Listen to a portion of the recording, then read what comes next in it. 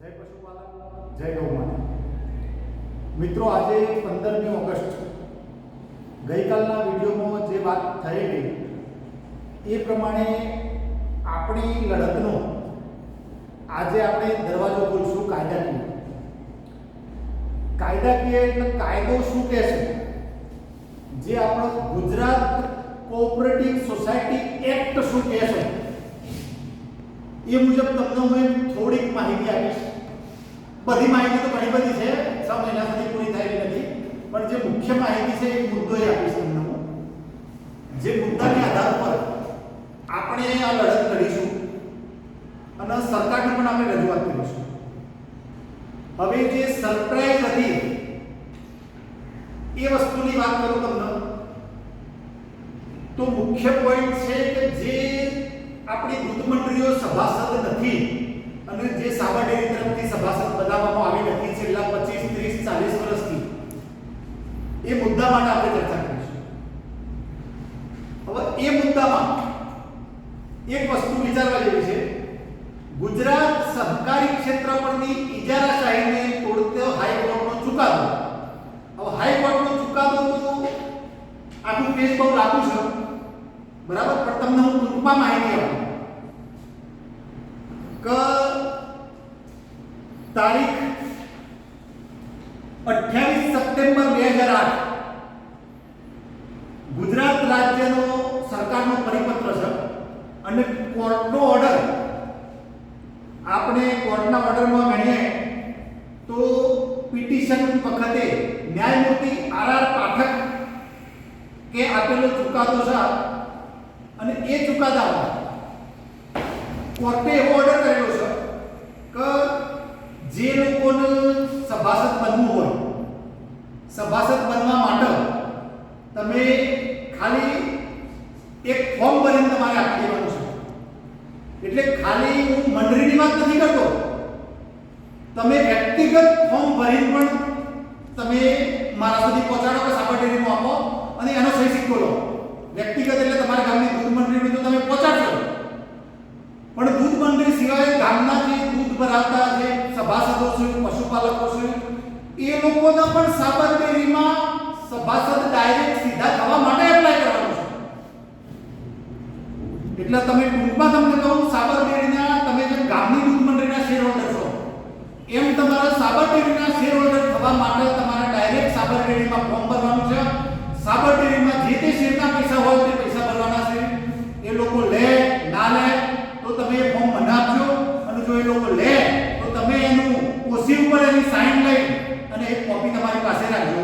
આ કાયદો એવું કહે છે, આ કાયદો ટૂંકમાં તમને કહું તો આ કાયદાના કહેવા મુજબ જે ઓર્ડર છે એ આમાં એપ્લિકેશન છે અમદાવાદ જિલ્લા દૂધ ઉત્પાદક સહકારી મંડળી અને ગુજરાત હાઈકોર્ટના ચુકાદાને પરિણામે પ્રતિકૂળ વ્યક્તિને શેર હોલ્ડર ન બનવા દઈને સંસ્થા ઉપર વર્ચસ્વ જમાવીને બેસી ગયેલાઓનું વર્ચસ્વ તોડવા માટે અત્યાર સુધી જે સહકારી સંસ્થા જે વ્યક્તિ વર્ચસ્વ જમાવીને બેસી ગયા હોય તે વ્યક્તિ અન્ય હરીફને તે સંસ્થામાં પ્રવેશવા દેતી નથી.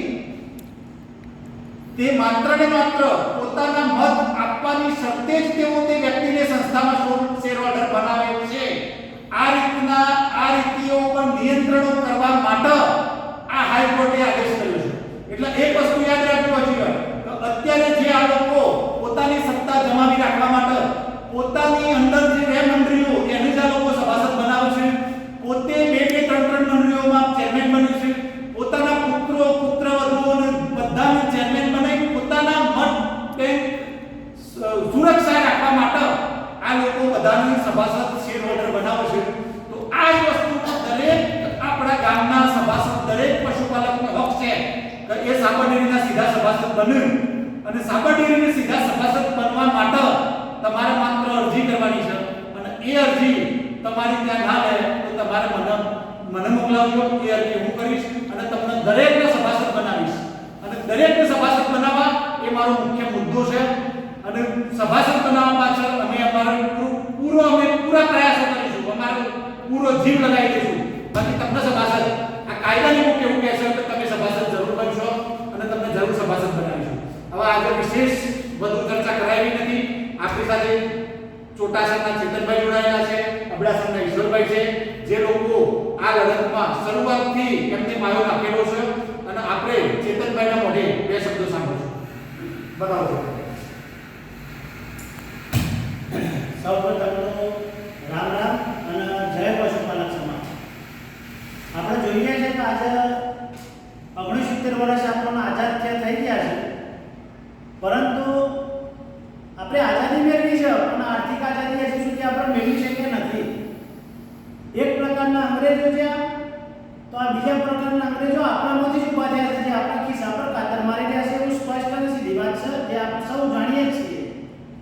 આજે આ પરિસ્થિતિ આવી છે. વર્ષ 2018 થી અમે આના પાસે પ્રયત્નો કરી રહ્યા છે ન્યાય માટેના, પણ એમ કેમ પ્રકારે 2025માં અમે કહેતા હતા 2018માં આ પરિસ્થિતિ થઈ, આજે થઈ એટલે લોક જાગૃતિ આવી છે. સારી આનંદની વાત છે.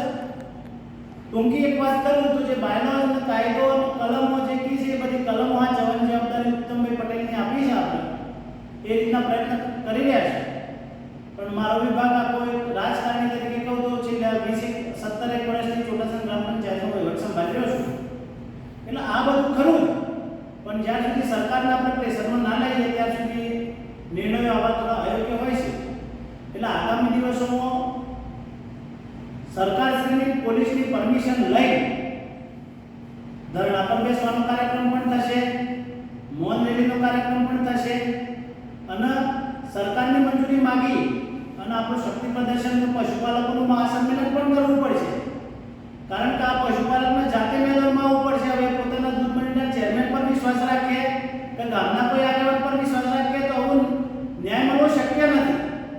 અને આગામી દિવસોમાં ચૂંટણીઓ પણ આવશે અને સરકાર પણ આ બાબતે ચોક્કસ આપણને ન્યાય આપશે એવી મને ખાતરી છે. 3.5 લાખ પશુપાલક પરિવારોની આ વાત છે સાબરકાંઠા અરવલ્લી જિલ્લાની. એટલે જે જાગૃત પશુપાલકો અને સારા અને સ્વચ્છ છબી ધરાવતા જે કોઈ મિત્રો છે એમને અમે આવકારીએ છીએ. આવો સાથે મળીને ચાલીએ અને આ જે કોઈ સત્ય અને ન્યાયની લડાઈ છે એમાં આપણે જોડાઈ અને ન્યાય મેળવીએ. આ આપણા પરસેવાના પૈસા આપવા માટે એમ કેમ પ્રકારે કેટલો કલ્લો કરતા હોય, ખોટી જનરલ સભા કરતા હોય, જનરલ સભા કે પોલીસ સભા જે જ્યાં ત્યાં એમને પૂછ્યો મૂળથી એક શબ્દ બોલવાનો એમને અધિકાર નહોતો. એટલે આ બધાનું કારણ શું આવું બધું કરવું પડે છે? કારણ કે હિસાબોનો ભયંકર ગેરરીતિનું ઘોટાળા છે. કોઈ એક વ્યક્તિ અનધિકૃત બહારથી આવેલો આખી મંડળી આખા સંઘ ઉપર કબજો કરીને શાસન ચલાવી રહ્યો છે અને સરકારે એમ કેમ પ્રકારે અમુક ટકા છાવડ્યા છે. પણ સરકારને આ બાબતે ધ્યાન આપી અને આ જે પ્રમાણે ઠરાવો થઈ રહ્યા છે, ઠરાવ સબમિટ થશે, જે ખાતામાં જો તે અરજીઓ થઈ એનો ન્યાય આપવો પડશે.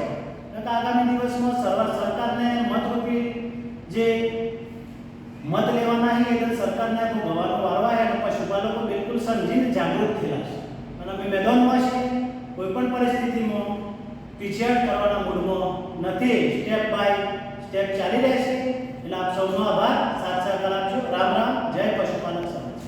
હવે ચેતનભાઈની વાત આપણે સાંભળી એ પ્રમાણે આપણે આગળ પણ વધીશું, પણ આપણે સરકારને હજુ સુધી આપણે કોઈ નિવેદન કે કોઈ રજૂઆત કરી નથી.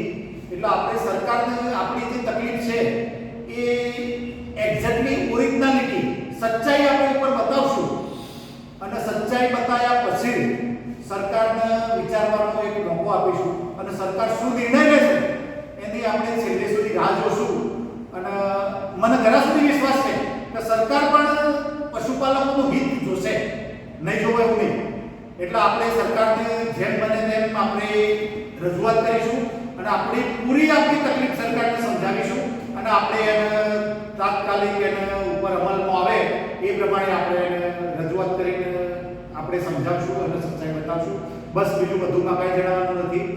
જય ભારત, જય હિન્દ.